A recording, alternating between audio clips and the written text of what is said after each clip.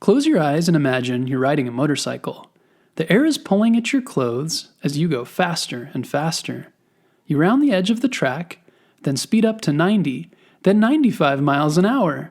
The people watching flash by. You push harder on the gas. 100 miles an hour. The crowd stands up and cheers. For another lap around the track, you hold that speed and finally cross the finish line. Everyone congratulates you. You've beaten the record of the highest speed around the track. This is the story of motorcycle racer and engineer Beatrice Shilling. Beatrice Shilling was born on March 8, 1909, in Waterlooville, England. As a child, Beatrice loved mechanical things. This means she loved to understand how devices worked on the inside.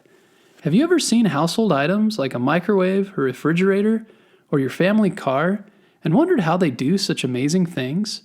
Beatrice wondered this too, so she used her extra money to buy tools to take these devices apart and figure out what made them tick. She was especially interested in engines. In her time, cars and motorcycles with engines were still very new, so these wonderful devices that made vehicles fly down the road made her very curious. Curiosity is a strong desire to know or learn something. When Beatrice was 14, she bought her first motorcycle and loved to ride it around. She spent many hours tinkering with the engine and figuring out ways to make it go faster. Early on, Beatrice decided she wanted to be an engineer. An engineer is someone who creates devices like engines. After middle school, Beatrice got a job at an electrical engineering company, where she learned more about how electricity worked and was able to practice her new skills by installing wires and generators. A generator is what creates electricity, and wires are what allow it to move around. Beatrice's boss saw how talented she was and encouraged her to go to school to become an even better engineer. Beatrice followed her advice and enrolled at the University of Manchester.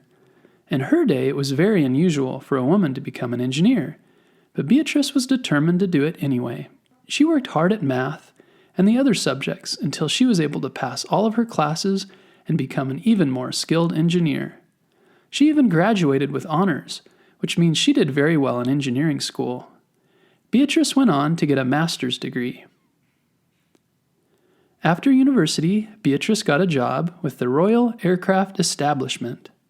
She had many different roles there, but eventually became a senior technical officer and worked on airplane engines. At this time, it was very important to be an engineer working on airplanes because England and their allies were fighting against Germany in World War II. The German Air Force had very powerful fighter planes that were faster and therefore more dangerous than England's fighter planes. To fight back against these powerful planes, England designed a plane they called the Spitfire, which was also fast and could maneuver quickly through the sky to dodge bullets and get in a position to fight back. But even though the Spitfire was an amazing fighter plane, it had a serious problem.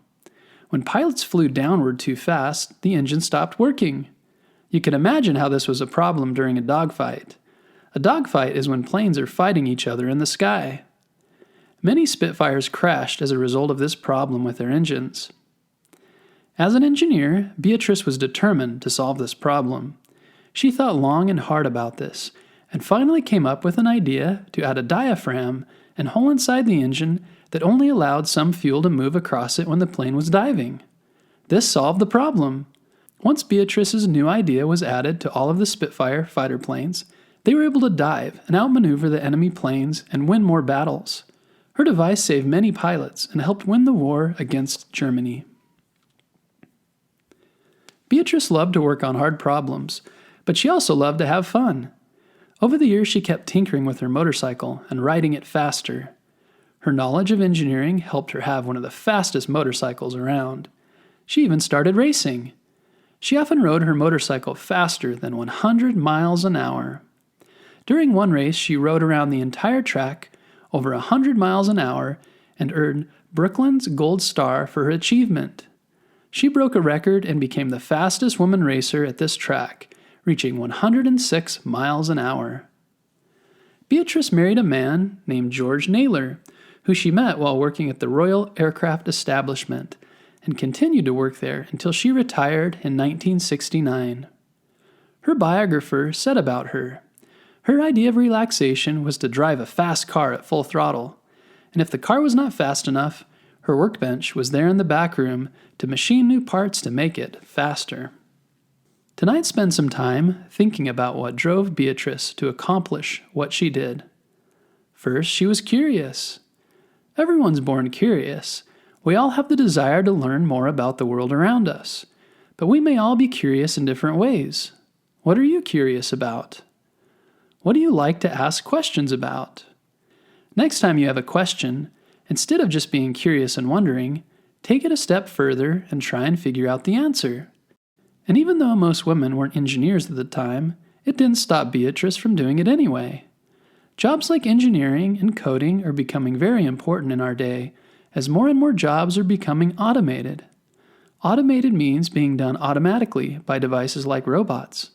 But someone must design the robots, and someone must program the robots. This is why engineers and coders are important. Take the time to figure out if this is the kind of job that interests you.